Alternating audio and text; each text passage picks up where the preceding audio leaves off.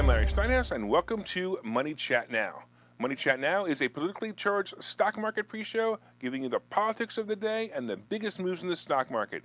It is presented with comedic common sense and just the right amount of sarcasm by an expert in financial literacy, and hey, that's me, Larry Steinhaus. All right, for today's show, my producer has prepared a best-of compilation for your enjoyment. It features some of the most intense, informative, and hilarious segments featured on the show. Hey, you think I'm funny? Wait till you see some of these segments. Be sure to like and share the video and tell me in the comments what your favorite segment for the show was. Hey, don't forget to subscribe and follow Money Chat Now on social media. That way you'll never miss a show. Be sure to tune into Money Chat Now every day at 7:30 a.m. for all the latest going on in politics and the stock market. Hey, enjoy the video and don't forget to make it a profitable day. Next report sounds like it came from the Babylon Bee. I mean, I really do. It's hysterical. And if you don't know what the Babylon Bee is, it's a satirical website with some of the funniest made-up stories about politics, celebrities, and other everyday news events. Look it up when you get a chance. But seriously, the story about Domino's Pizza is real. It turns out that Domino's Pizza decided to branch out into Italy and open several stores there. Now, I mean, I'm sure you're already laughing. I don't even need to go on, right? Can you imagine Domino's trying to open a pizza store in Italy? I told you this story, it sounds like pure satire, but it isn't. Well, it turns out that the Italians, who invented pizzas just weren't buying it. Pun intended. The last of the 29 stores in Milan closed this week as the chain said arrivederci to Italy. Italians actually took to Twitter and cheered at the company leaving Italy. Some of the tweets are pretty funny. This one kind of tells the whole story. Trying to open a Domino's Pizza in Italy is like trying to sell snow to the North Pole, said one tweet. Here's another. If you ever feel you're being outrageously overconfident about something, just remember that Domino's thought they'd be able to justify opening 880 stores in Italy. Anyway, it appears that Domino's entered the market thinking that they would be the pizza delivery kings in the area. They started opening stores in 2015 and tried hard to compete. It was the scamdemic, actually, that put the final tomato on the coffin. In the beginning, there were a few delivery companies out there delivering food. Well, all that changed with the scamdemic when everyone was delivering food to the people who were locked down, of course, and the competition grew. Anyway, if you go to Italy, you will no longer find Domino's Pizza there. I was all ready to go. I wanted to go to Italy and order Domino's Pizza. I think I'm just not going to go now. I know it pains you just like me. I got to thinking and wondering if we could find Panda Chinese restaurants in China or Chipotle or Taco Bell in Mexico. So I decided to look it up.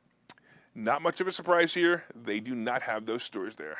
So the moral of the story is that you can fool some of the people some of the time, but you can't fool all the people all the time.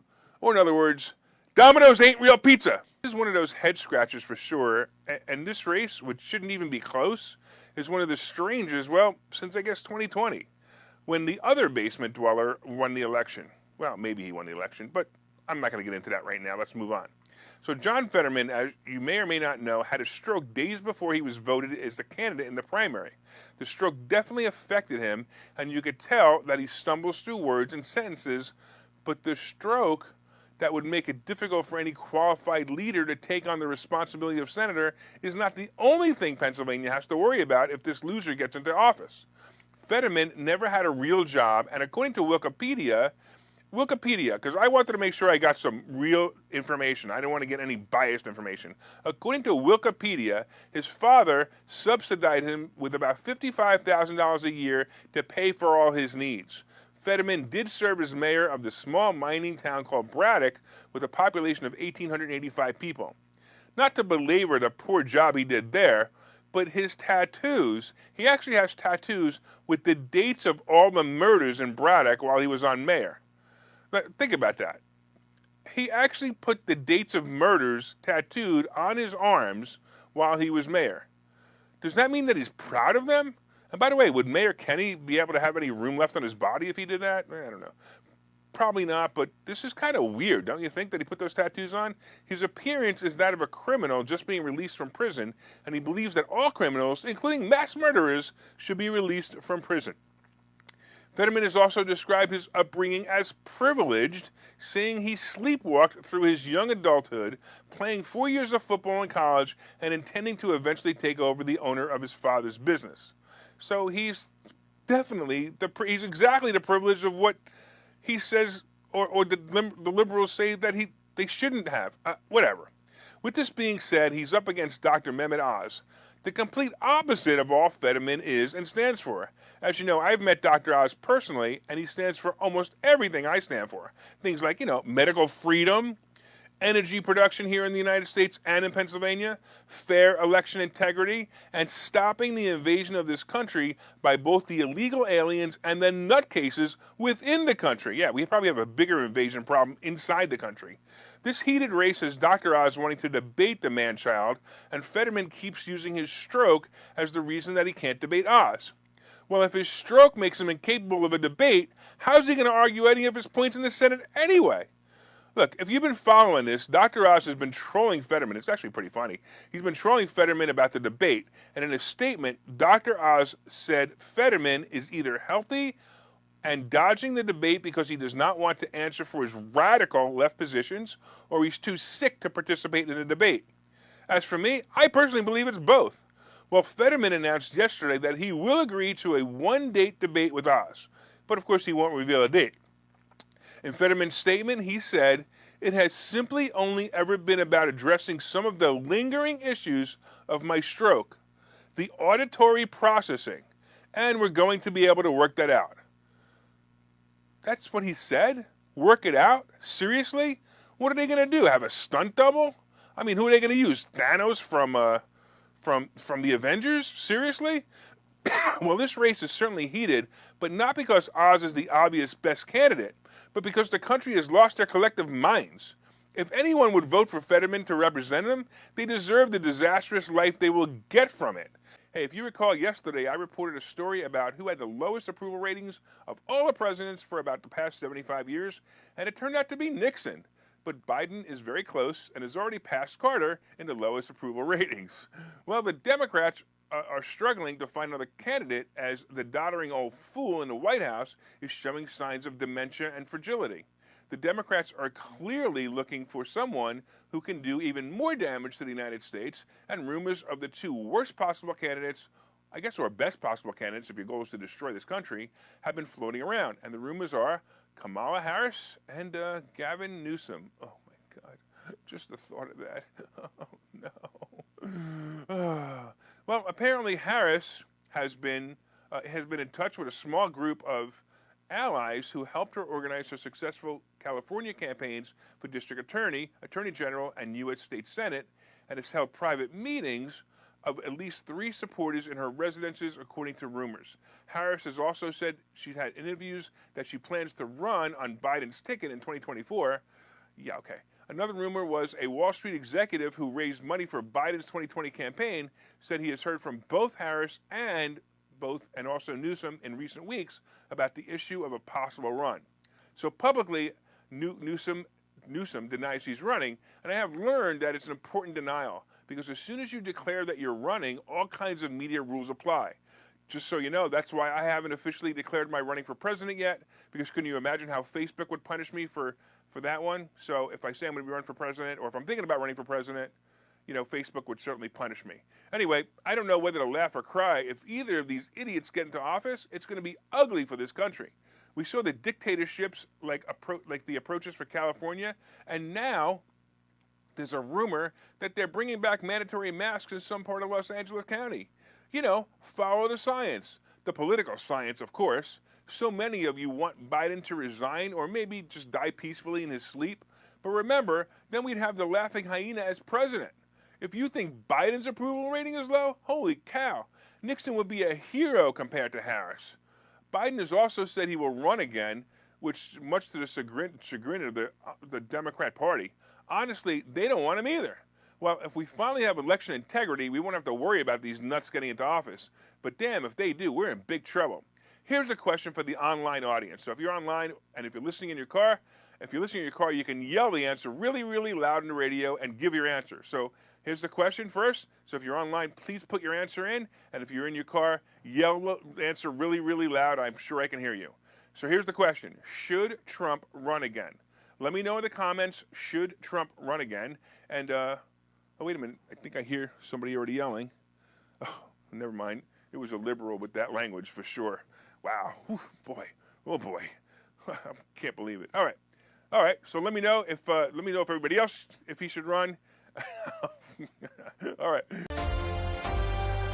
Well, the communist state of California has officially banned the sale of gas-powered cars to be effective in 2035.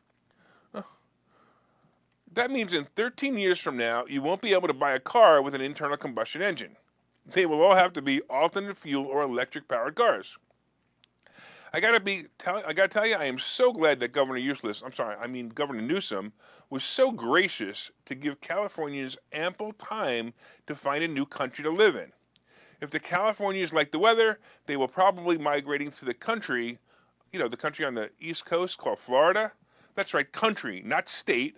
Florida is what's left of this great country, and California is what this country fought against in wars. The freaking idiots in California think that banning gas-powered cars will save their state.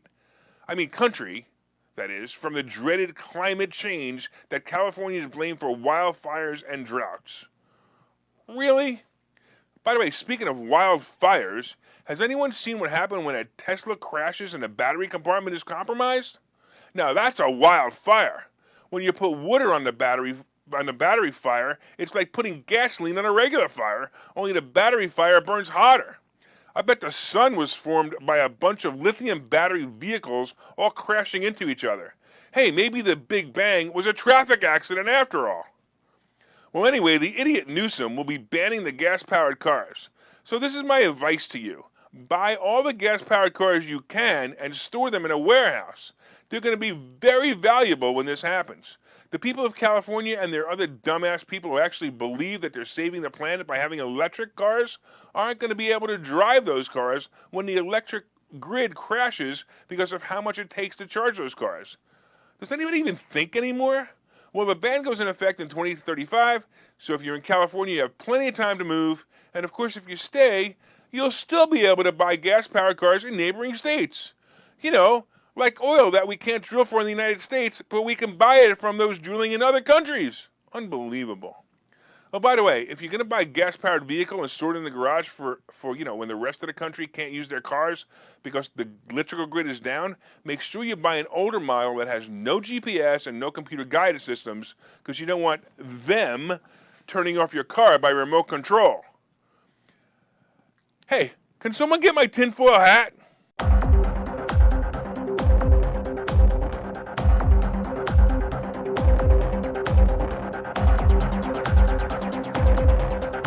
Seized documents that were supposedly classified, and they say they should not have been stored by Trump in his home.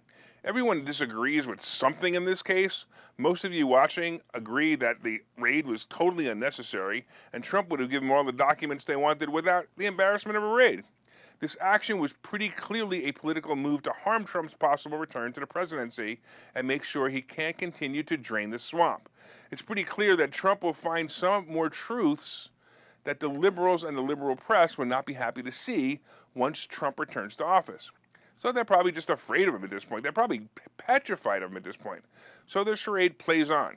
We will have the greatest rhino ever, Liz Cheney, claiming in a press release, and I quote, "I see no evidence that there was any political motivation."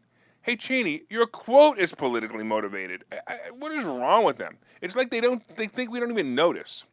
Well, in the latest fight over this raid, Trump is actually suing the government and filed a lawsuit seeking the appointment of a special master to review the materials seized by the FBI. He also asked that the investigators immediately stop reviewing the documents while this lawsuit is being played out. The lawsuit, titled Trump versus the United States Government, alleges the decision to raid Mar-a-Lago a mere 90 days before the 2020 midterm elections involved political calculations aimed at diminishing the leading voice in the Republican Party, President Trump. And I happen to agree with him. The search has done a lot, by the way. The raid has done a lot to bolster Trump's chances at running and winning the election if he decides to run again. I gotta tell you, if the liberals tried to use this as a way to knock him off the horse, they clearly knew nothing about him. They clearly knew nothing how Trump operates. He has always been someone who throws a harder punch if you throw the first punch. While Trump seeks to have the information reviewed by a special team, he and most of the country are waiting to see the real reason for this raid. It clearly has nothing to do with the classified material, unless classified material can implicate other politicians for crimes and actions that are anti-American. You know, when you have the obvious crimes like what was found in Hunter Biden's laptop or Hillary Clinton in her emails, we know that the government turns a blind eye to classified information anyway. This information must be very special to the people in charge of the government. No, not the people like Joe Biden or Nancy Pelosi. You know, the real people running the show. Hopefully this will push Trump to run again, and when he wins, we're going to find out the whole story. It'll be like watching a TV sequel. We'll be introduced to new characters, and we'll find out the fate of the characters we loved and hated. It'll make for great television. I remember watching House of Cards on Netflix. Remember House of Cards?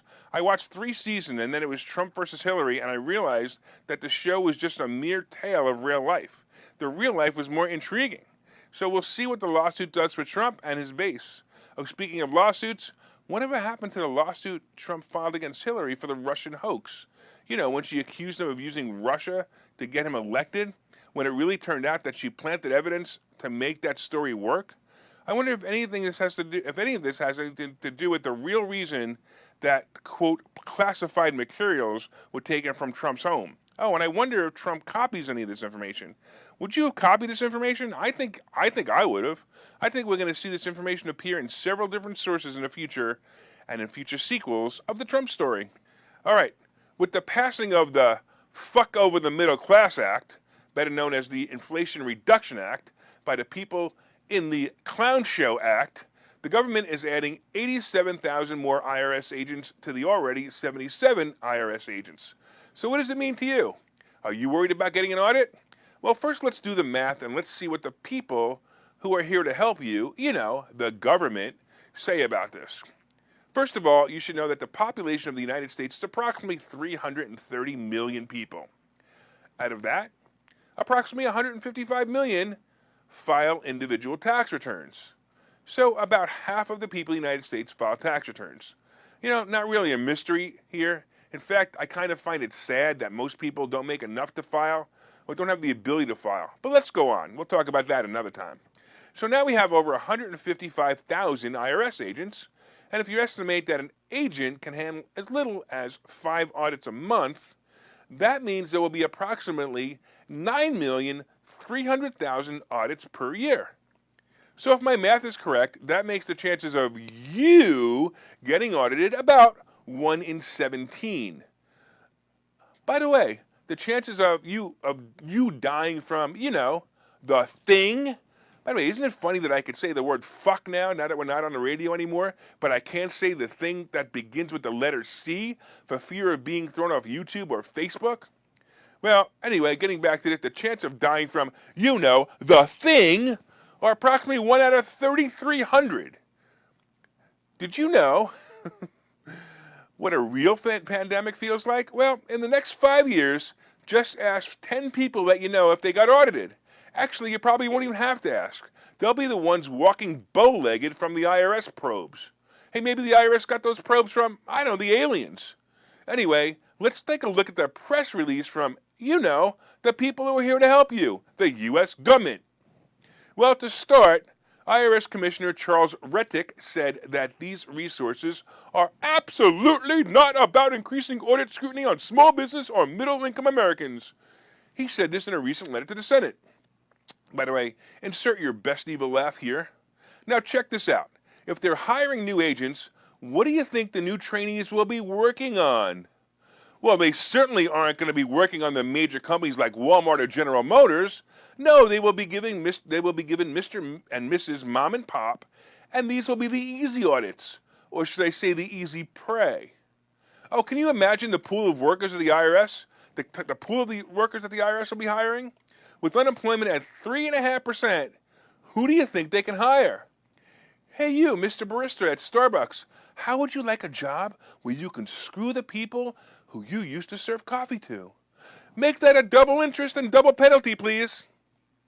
Can you imagine being the person audited? You know, the only trial where you are guilty until you prove your innocence? Well, unless, of course, you're a former president, that is. The odds are stacked against you with this ridiculous increase in IRS hiring. Have you ever been audited? I have. Hours of bullcrap, days looking up paperwork, researching this, trying to find that. It ended up where I owed the IRS $80 the first time and $150 the second time. Was it really worth the time and money spent? How about my time and money to go to the audit and look up the data they requested? Nope, not worth it at all. Well, good luck, comrades. It appears that the great prophet George Orwell is screaming from the grave, "I told you so." It appears that Amazon is being accused of stifling the voices of people complaining about unsafe working conditions in their warehouses, and, people are getting concerned about it. In a press release, federal prosecutors asked current and former Amazon employees to report information about working conditions via an online form. First of all, if you're going to put anything on an online forum and you're going to tell people to complain about it via an online forum, right away you're going to have a bunch of fraud. But okay, let's talk about it. One question in the survey reads, have you seen workers working in unsafe ways to try to meet their productivity rate requirements? Another says, do you believe that Amazon discourages workers from reporting injuries? Amazon has repeatedly come under fire for its treatment of warehouse and delivery workers. Critics and lawmakers have pointed to the company's obsession with speed and the strenuous quotas as threats to worker safety. Employees often claim they're at risk of discipline and being fired if they fail to meet productivity quotas. Yeah, I'm sure. The guy comes to work late 15 minutes, like the guy at WWDB, who we eventually had to stop using because the guy would come to work late. And these guys are coming to work late and on Amazon, and they're afraid of being fired. I mean, seriously? That's what they're claiming of? Discipline? OSHA investigators have inspected Amazon warehouses on numerous occasions over working conditions, including a tragic warehouse collapse and a coronavirus-related health and safety concerns. When an OSHA violation is identified, it typically results in fines that are paltry compared to the hundreds of billions of dollars in sales that Amazon hauls in annually. Of course, I always find that fines for several issues are usually less than the cost to fix the problem, and clearly Amazon is seeing the same perspective. However, I'm beginning to wonder about the probe, especially the locations of the warehouse. It kind of sounds like a nuisance report by the employees to round up sympathy for the union votes coming up. There are 2 current locations in New York that are unionized. These are the only warehouses that Amazon owns that are unionized. So Chicago, Sacramento, and New York are all areas that the union propaganda machine has been targeting. The areas that the probes are responding to in the Amazon warehouses are New York, Chicago, and Orlando, not necessarily Sacramento. This is an overlap of 2, and it sounds very suspicious to me. Amazon has repeatedly come under fire for the treatment of its warehouse and delivery workers, and critics and lawmakers have pointed to the company's obsession with speed, right? So they're doing that, and the employees often claim they're at risk of discipline, right? So we said that. That's a typical thing that unions would do. I think they really just can't find anything to complain about, so this gives the unions some more talking points. Amazon has denied it uses such quotas in its warehouses and has disputed reports of unsafe working conditions.